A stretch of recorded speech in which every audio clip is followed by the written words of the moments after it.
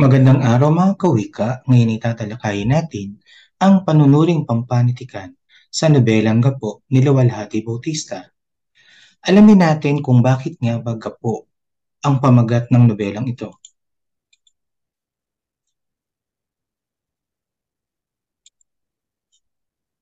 Bago natin talakayin ang nobelang Gapo, alamin muna natin ang paglalahad ng may akda kung tungkol saan nga ba ang nobelang ito. Pakinggan nating mabuti si Luwalhati Bautista sa kanyang panayam.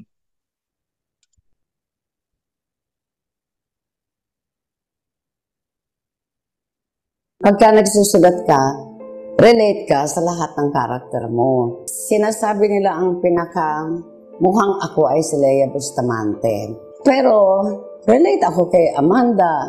Relate ako sa iba pang mga karakter ko. Kasi kailangan nakaka-relate ka sa mga karakter mo. Kailangan may sympathy ka sa kanila. You have to fall in love with your character. Hindi ikaw ang nagdedesisyon para sa mga karakter mo. Sinusundan mo lang yung isip nila. Kasi kung hindi mo sila mahal, hindi mo maasahang mahalin ng reader mo ang mga karakter mo. Walang masyadong nagbago. Kung ano yung mga tinataguyod, halimbawa, nakaisipan noon, hanggang ngayon, pinipilit mo pa rin itaguyod. Yung pagkakapantay-pantay ng mga tao, pagkakapantay-pantay ng babae at lalaki sa loob ng tahanan. Hanggang ngayon, pinipilit mo pa rin yun. Parang imbis na sumulong, bumabagsak uli ang kamulatan, umuurong uli. Ano ba talaga ang dapat gawin para maitaas naman ang pagtingin ng babae sa babae, halimbawa? Kasi dapat mag-umpisa sa babae, mag-umpisa sa atin, yung pagtingin natin sa sarili natin, yung pagtingin natin sa kapwa babae natin. Dapat doon mag-umpisa eh. Ang nakita kong isang medyo nagbabago ngayon, yung mga commercial. Sa commercial natin, meron ng lalaking naglalaba, meron yung pagkakasundo ng pamilya. Yun sa commercial, meron ng pagbabago. Hindi kagaya nung dati. Pag nag-commercial ng alak, katawan ng babae, di ba, naka-bikini, ang ibinebenta, hindi lang yung alak, kundi pati yung katawan ng babae. Ngayon, nakakita naman ako ng pagbabago. Kaya lang sa mga istorya, parang hindi pa rin. Sapat pa sa akin, siyempre, yung mga nobela ko, yung mga obra ko. Ang makakaalala na naman sa akin ng maraming bagay tungkol sa akin, yung mga malalapit sa akin. Mga anak ko, mga kapatid, mga malalapit na kaibigan. Yung iba naman, hindi. Mababatay lang naman lahat yan sa mga nababasa nila na gawa ko. O di yung aking mga obra, sana naman makita nila yung substance ng mga obra ko. Dati nag-post ako ng tungkol sa 50 Shades of Grey na sabi ko, isang lalaki na katulad niyan, itong si Mr. Grey. Masarap lang isipin, may helicopter, milyonaryo, nadadala ka kung saan-saan, madaming kotse. Pero yung gayang klase, hindi naman masarap makasama sa buhay yan. Kasi sadista yan eh. Alam mo, ang daming nagtanggol. May nagtanggol ng mga babae si Mr. Grey. Itong babaeng, sabi na isang psychologist, kung sa totoong buhay yan, bandang huli yan, mangyayari, mamamatay si Anastasia. Mamamatay yan.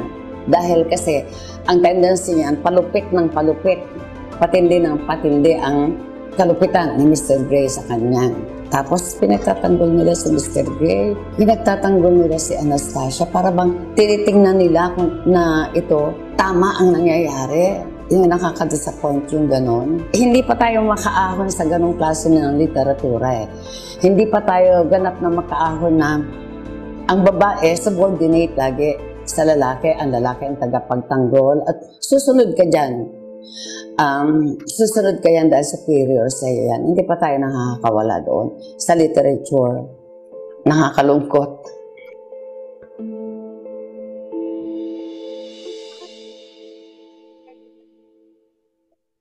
Ayan, maraming salamat sa Anbil at syempre sa panayam kay Luwalhati Bautista. Nalaman natin na maaring ang kanyang sinulat na nobela ay maaring bahagi ng kanyang buhay o maaring may bahagi sa kanyang buhay na parang siya rin yung pinakatauhan sa nobelang ito. Okay, ngayon naman ay panoorin natin ang pagsasalaysay sa nobelang Gapo. Batay ito sa buod lamang ng pagkukwento. Itala natin yung mga mahalagang impormasyon, mga tauhan, tagpuan, mga pangyayari at iba pa. Panoorin natin ang video.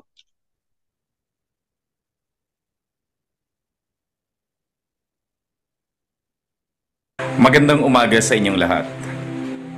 Nitong mga nakaraang buwan hanggang sa kasalukuyan ay malaking kontrobersiya ang usapin tungkol sa racial discrimination sa pagitan ng Black Americans at White Americans, kung saan ay nagkakaroon ng malawakang rally sa bansang Estados Unidos dahil sa hindi umano pagturing ng pantay ng mga puting Amerikano sa kanilang mga kapwa Amerikano na may ibang kulay.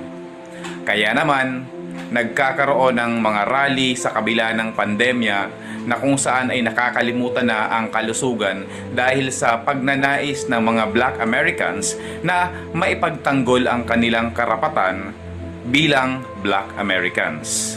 Kaya nga, nauso sa panahong ito ang tinatawag na Black Lives Matter. Ito ay nag-ugat dahil sa pagkakapas lang sa isang Black American ng mga pulis na puti na kung saan ay pinag-usapan sa social media at pinag-usapan ng buong mundo. Ang ating paksa para sa linggong ito ay may kinalaman dito sa racial discrimination. Pag-aaralan natin ang isang nobela na kung saan ay maiuugnay natin ang mga pangyayari sa buhay ng mga Black Americans at White Americans kung saan ay nagkaroon ng hindi pantay na pagturing o pagkilala sa kanilang mga lahi. Ito naman ay sa pagitan ng mga puti o mga Amerikanong sumakop sa ating bansa at sa mga kayumangging Pilipino o tayo bilang mga Pilipino na may kayumangging kulay. Ang uri ng literaturang napili natin ngayong linggo ay nobela, kung saan ay pag-aaralan natin ang kwentong Gapo na isinulat ni Luwalhati Bautista, isang batikang manunulat ng ating bansa sa wikang Filipino. Upang mas maintindihan pa ang nilalaman ng nobelang Gapo, ay aking ilalahad ang banghay ng nasabing kwento. Gapo ni Luwalhati Bautista. Ang aklat na Gapo ay isang nobelang isinulat ni Luwalhati Bautista na tumatalakay sa problemang nababalot sa mga base militar ng mga Amerikano dito sa Pilipinas. Ilan sa mga kasama rito ang diskriminasyon ng mga Amerikano sa Pilipino, pag-aalipusta sa mga Pilipina ng mga puti, at maging ang kawalang bahala ng mga Pinoy o mas tamang sabihin na gobyernong Pilipino sa mga nangyayari sa lugar ng mga base militar. Nagsimula ang kwento sa Freedom Pad, isang bahay aliwan na matatagpuan malapit sa base ng mga Amerikano, kung saan nagtatrabaho bilang manunugtog ng gitara ang isang Michael Taylor Jr. o mas kilala sa pangalang Mike. Siya ay isang maputing balat at blondeng buhok na nakuha niya sa kanyang amang Amerikano. Alam niya na sa kabila ng pisikal na kaanyuan, Pilipino ang dugong nananalaytay sa kanya na nagmula naman sa kanyang inang si Lourdes, isang babaeng nagbebenta ng aliw. Lumilikha rin siya ng mga awiting nasa wikang Filipino na tumutuligsa kung hindi man nanunukso sa mga marinong Amerikano na nakikinig sa kanya dahil sa pag-aakalang purong Amerikano ang kumakanta. Dito sa lugar na ito, ipinakita ng author ang sigalot na namuo sa pagitan ng lahing puti at kayumanggi sa pamamagitan ng higit na pagpapahalaga ng mga waiter at waitress sa mga dayuhan kumpara sa mga Pilipinong naroon. Ito ay dahil sa mentalidad na mas mataas ang halaga ng dolyar kaysa piso, Ngunit kung susumahin ay pareho lang ang mahalaga base sa sorbesang binibili. Ito ay nagbubunga ng away ng mga customer sa loob ng bahay aliwan. Ikinuwento rin sa lugar na ito ang kulturang informal na pakikipagrelasyon ni Magdalena, isang babaeng nagbebenta ng aliw at kasama sa bahay ni Mike, at ni Steve, isang marinong Amerikano na nakadestino sa base. Hindi mawawala sa kwento si Modesto, isang Pilipinong may kilalang posisyon sa base na laging tumatambay sa Freedom Pad, at si Ali, isang baklang nagtatrabaho rin sa Freedom Pad at karelasyon ni Richard. Dumaloy ang kwento sa pagpuna ni Modesto sa mga gawi ng isang Magdalena kapag nariyan ang mga Amerikano na ayon sa kanya, masyado silang nagpapauto sa mga nais mangyari ng mga dayuhan sa kanilang katawan upang maibsan ang suliranin ng sikmurat maging ang suliranin ng kalooban at puso. Ipinakita rin ang istorya ng pagkahumaling ng mga Pilipino, si Magdalena bilang referensya sa mga stateside goods na ibinibenta lamang dito ng mura dahil patapon na produkto na ito sa United States. Isinalaysay din ang naising ipakilala ni Mike ang sarili hindi bilang Amerikano kundi bilang isang Pilipino dahil sa pagkainis niya sa mga kilos, isipan at pag-uugali ng dayuhan. Dahil sa ibang kulay na taglay, napasok siya sa away ng lahing puti at lahing itim sa teritoryo ng mga Kayumanggi. Sa paraang ito, ipinasok ng autor ang hidwaang mas magaling ang mga puti at pagtratong alipin sa mga itim. Tinumbok ng kwento ang pangunahing suliranin sa pamamagitan ng pagkukwento ng buhay ni Modesto sa loob ng base. Si Modesto ay tinatawag na yardbird ng mga Amerikano bilang insulto ng paghahalin tulad sa mga uwak at maya na tumutuka ng kahit anong mismis o butil na tira-tira sa loob ng base. Sa kabila nito, tinitiis niya ang mga alipusta sa kanya at pilit na itinatayo ang winawasak na dignidad sa oras ng kanyang paglabas sa base. Pinakita sa yugto ng kwentong ito ang diskriminasyon sa pagitan ng puti at Kayumanggi sa loob ng base. Nagkaroon ng alitan sa pagitan ni Johnson, isang marinong Amerikano sa loob ng base, at Modesto. Mas maliit ang sahod ni Modesto kumpara sa mga puting kapareho niya ng posisyon.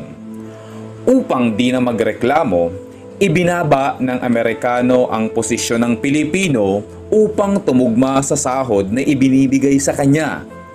Lalo pang nagpasidhi ng galit ni Modesto nang malaman ng kanyang anak na si June na mali ang kwento na respetado ang kanyang ama sa base.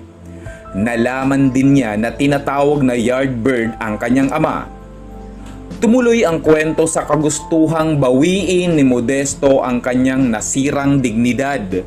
Sinarilin niya muna ang kanyang problema at hindi nakipag-usap sa kanyang asawa at maging sa matalik niyang kaibigan sa loob ng base, si William Smith, isang puti sa loob ng base. Dumating ang araw kung saan punong-puno na si Modesto kay Johnson nang ipagdikdikan nito ang pagtawag kay Modesto ng yardbird. Nagkaroon ng kaguluhan at napatay ng isang Amerikano si Modesto. Naroon si William na umaawat at tumulong kay Modesto, ngunit wala siyang nagawa. Ang pangyayaring ito ang nagbunsod ng pagbabago sa pananaw at pag-uugali ng iba pang tauhan. Si Modesto'y hinarap ang mga itim at taas noong sinabi na Pilipino siya at kapareho nilang galit sa puti. Si Magda na nagkaroon ng panibagong perspektiba sa mga stateside goods dahil sa mga pangaral ni Modesto. Ang sumunod sa kwento ay nagsasalaysay ng mga pagbabago sa mga karelasyon ni na Magdalena at Ali. Nabuntis si Magda, at nais ipalaglag ni Steve ang dinadala nitong sanggol dahil may asawa at anak ito sa Estados Unidos. Napatay ni Mike si Steve dahil sa kawalang pagpapahalaga kay Magda. Ginulpi at halos patayin si Ali ng kanyang karelasyon upang makatakas dahil pera lang pala ang habol ni Richard sa kanya. Sa huli, nagkaroon ng diwa ng pagdadamayan sa pagitan ng mga kayumanggi sa kabila ng kanilang dinanas sa mga dayuhan sa sariling tinubuang lupa. Maraming salamat sa inyong panonood. Sana ay naintindihan natin ang nobelang Gapo na isinulat ni Luwalhati Bautista. Paalam!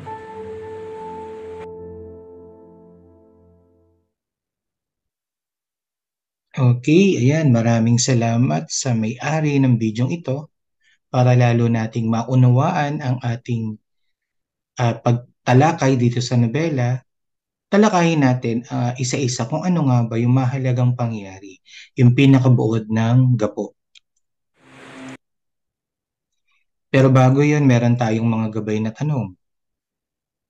Para malaman natin kung naunawaan nyo nga ang nobela, sagutin natin ang mga sumusunod na tanong. Una, sino-sino ang pangunahing tauhan sa nobelang Gapo? Ipakilala ang bawat isa.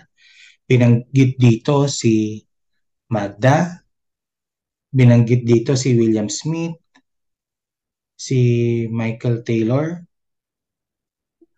binanggit din dito si Modesto, si Ali.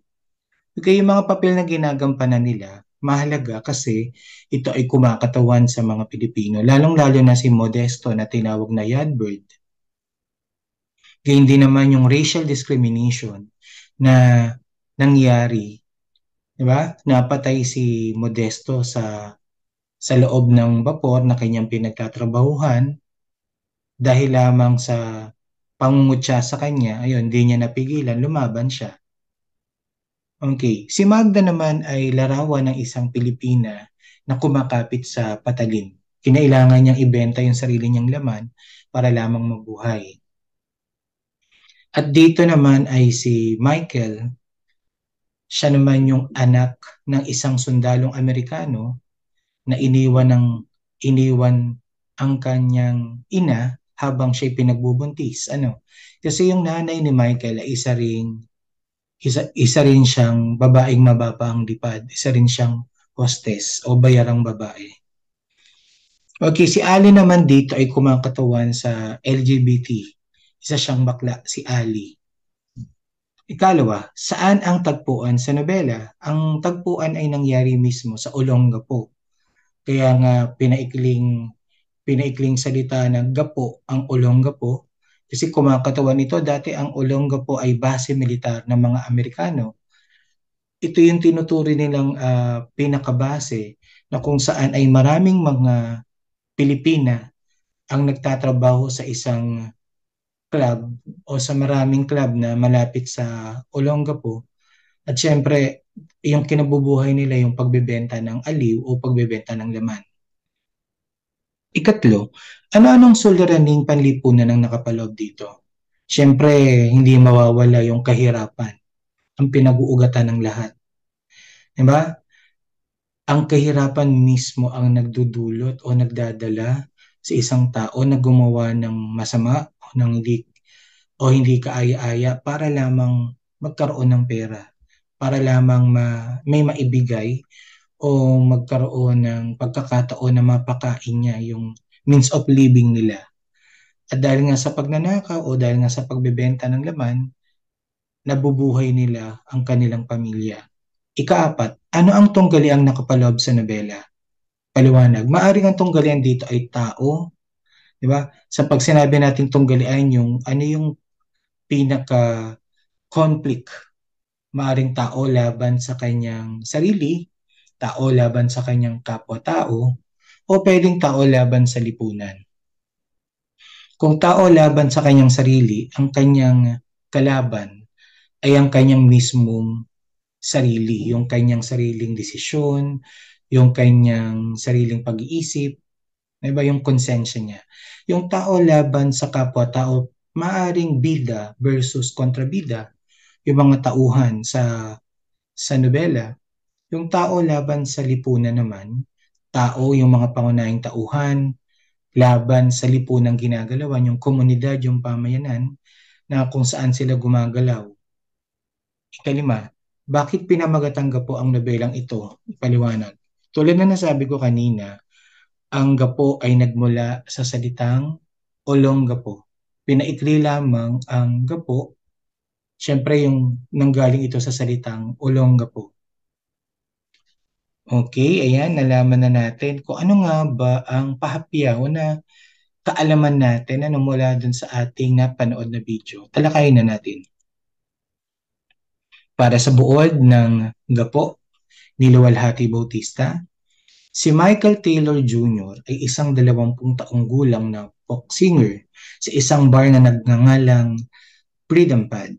Anak siya sa labas ng isang Amerikanong sundalo na hindi niya nakita man o nakilala. Malaki ang galit niya sa mga Amerikano dahil sa ginawa ng ama niya na pag-iwan sa kanyang ina at sa kanyang pagiging anak sa labas na ginawang katatawanan ng iba. Lalo siyang nagalit nang masaksihan niya ang pag-aalipusta ng mga sundalong Amerikano sa mga kaibigan niya. Si Michael Taylor Jr. dito yung pinakapangunahing tauhan sa nobelang ito. Kasi kung makikita niyo si Michael Taylor Jr., syempre isa siyang puti. Kasi nga anak siya ng isang sundalong Amerikano na iniwanan ang kanyang nanay nung nalaman na ito ay nagdadalang tao, ito'y buntis. Kaya ang nangyari, namumuhi si Michael Taylor sa mga Amerikano kasi sa ginawa ng kanyang ama, sa kanyang nanay. Iniwan siya ng kanyang nanay nung hindi siya pinanagutan ng kanyang ama, ng amang sundalo niya. Gayun din naman sa mga ginawa ng mga sundalong Amerikano kay Modesto na tinawag na Yardbird at kay Magda na binuntis din ng isang sundalong Amerikano at hindi pinanagutan. Si Dolores ang ina niyang nag-ampon dito at nakasama niya sa paglaki. Si Magda ay isang masugid na tagahanga ng mga sundalong Amerikano sa kabila ng mga pasakit na dinanas niya nang dahil sa mga ito. Matalik na kaibigan ni Michael sina Modesto at Ali. Si Modesto ay isang Pilipinong manggagawa sa base militar. Api-apihan ito sa pinagtatrabuhan niya. Wala siyang kaibigang Amerikano roon maliban kay William Smith. Si Dolores yung kumukup sa kanya nung pinabigay siya ng kanyang ina. Si Dolores yung nagpalaki sa kanya. Si Magda naman yung kanyang kaisa-isang kaibigang babae na nagtatrabaho rin sa isang club.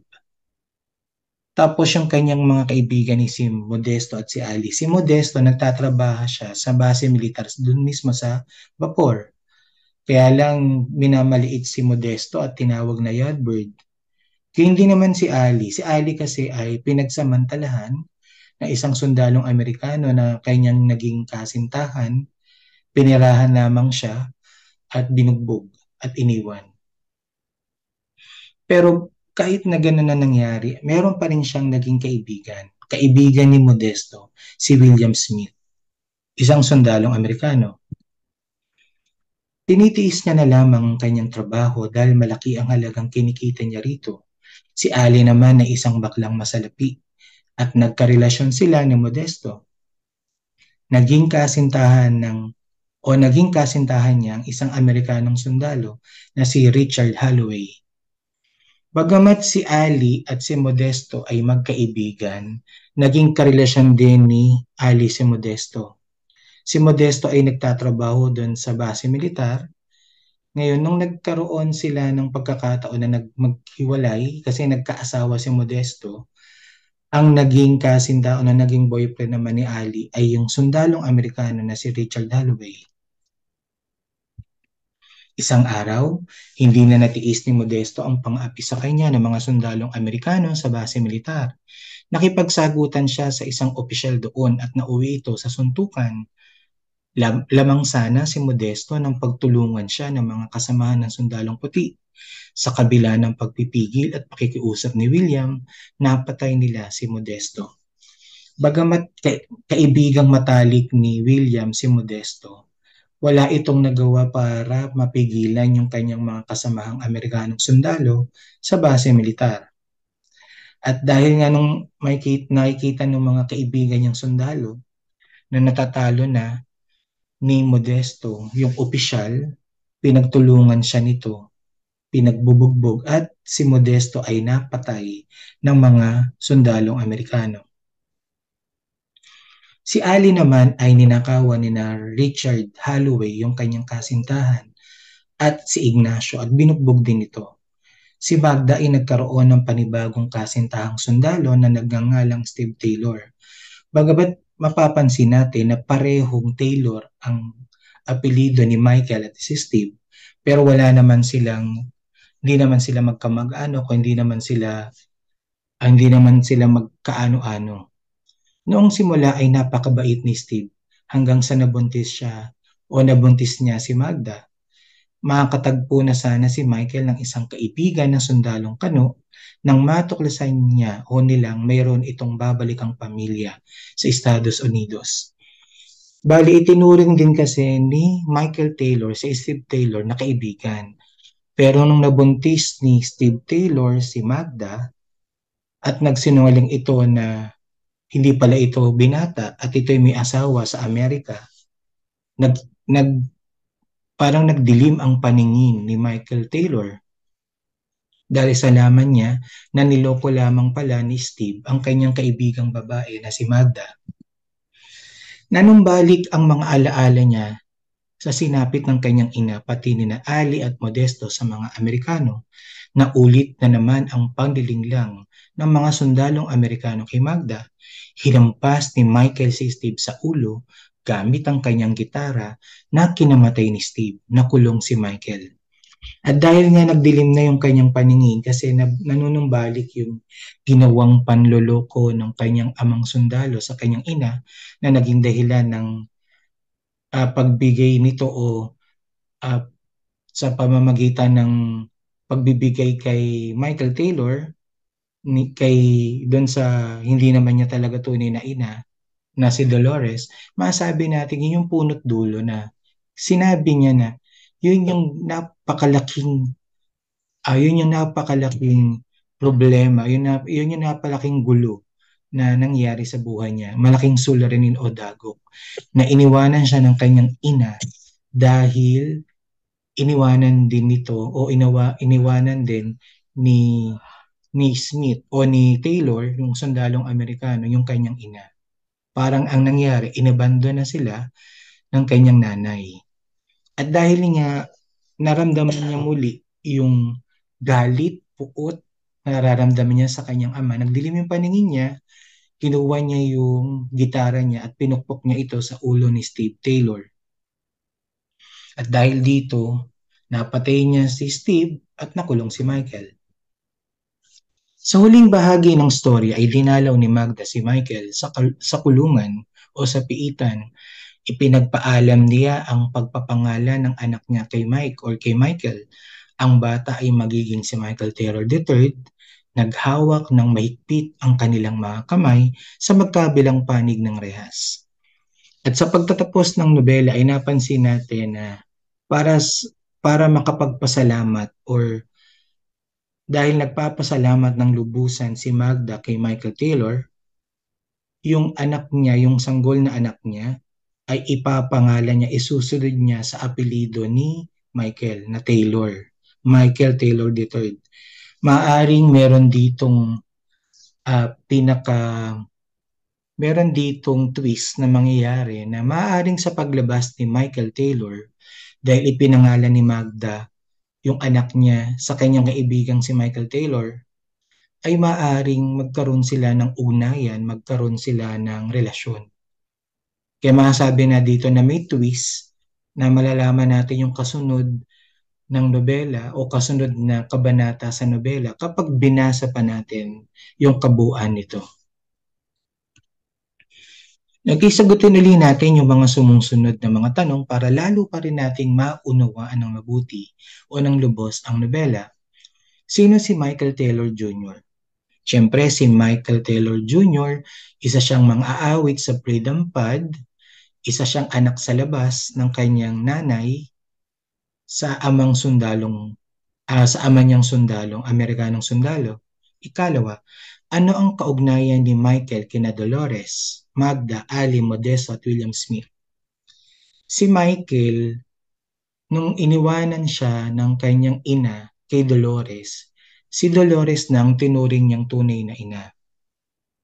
Si Magda naman yung kaisa-isa niyang kaibigang babae na isang prostitute, isang hostess. Si Ali naman yung kanyang kaibigang bakla. Si Modesto naman ay kaibigan din ni Michael Taylor. At syempre si William Smith dito, masabi natin na si William Smith, isa rin siya dun sa kaibigan ni Modesto na itinuring na rin na kaibigan ni Michael Taylor, isang Amerikanong sundalo. Ikatlo, ano ang pangunahing suliranin sa nobelang Gapo? Tulad ng sinabi kanina, yung suliraning panlipunan, sosyologikal na pananaw, syempre yung problema ay kahirapan. Kasi kung walang taong mahirap, walang kakapit sa patalim para ibenta ang laman, ibenta ang sarili, ibenta yung dangal. Dahil lamang sa sobrang gutom at para magkaroon ng pagkain o may maibigay yung pantustos sa pangangailangan ng kanilang pamilya, marami ang kumakapit sa patalim at nagbebenta ng laman. Ikaapat, paano ipinakita sa nobela ang discrimination sa mga Pilipino? Kung iisipin natin, ipinapakita naman talaga yung discrimination, racial discrimination sa pagitan ng mga puti at itim na Amerikano. Pero dito ipinakita yung hindi itim o puti, kundi yung lahi, discrimination sa lahi. Itinuturing nilang ang mga Pilipino ay mababang uri ng tao sa lipunan, na ang mga Amerikano sila lamang yung mararangal, sila lamang yung matataas na tao sa lipunan. At syempre dapat hindi natin tinitingnan na ikaw ay Pilipino, mahirap ka, ikaw ay Pilipino, wala kang pinag-aralan. Dapat hindi tayo maging judgmental. Diba? Wala naman talagang dapat kilingan dahil tayo ay pinanganak ng Diyos ng pantay-pantay. Walang Amerikano, walang Pilipino, lahat tayo ay pantay-pantay sa paningin ng Panginoon. Ikalima, bakit pinamagatang Gapo ang nobela? Katulad na binanggit, ang tagpuan ay nangyari sa Olongapo na base militar ng mga Amerikanong sundalo. Ang Gapo ay pinaikling salita lamang o salitang ugat sa salitang Olongapo. Para sa inyong individual na gawain, tayo ay magsasagawa ng panunuring pampanitikan. Suriin ang mga sumusunod na bahagi ng nobelang Gapo. Una, ang pamagat. Ikalawa, susuriin niya yung mga tauhan. Siyempre, bida, kontrabida, protagonista, antagonista, tauhang bilog, tauhang lapad. Sa pamagat, bakit kaya Gapo ang pamagat? Bakit kaya hindi iba pang mga simbolismo na maaaring makita sa nobela? Sunod ay mga tagpuan. Siyempre, sa mga tagpuan na yan, masasabi natin na yun yung lugar na pinangyarihan ng mga pangyayari o ng mga senaryo. Sunod ay ang banghay o pangyayari, yung pinaka-plot ng maikling kwento o ng nobela. Tunggalian, tao laban sa kanyang sarili, tao laban sa kanyang kapwa-tao, tao laban sa lipunan, tao laban sa kalikasan, tao laban sa Panginoon. Punto de vista, unang panauhan ba, first person point of view o ikatlong panauhan, third person point of view? At dulog na ginamit, anong dulog ang ginamit? Realismo ba? Sosyologikal na pananaw? Ito ba ay romantisismo? Ito ba ay imahismo? Ito ba ay existentialismo? Ito ba ay feminismo? Archetypal at iba pa. Maraming salamat sa inyong pakikinig. Hanggang sa muli, Kawika. Paalam.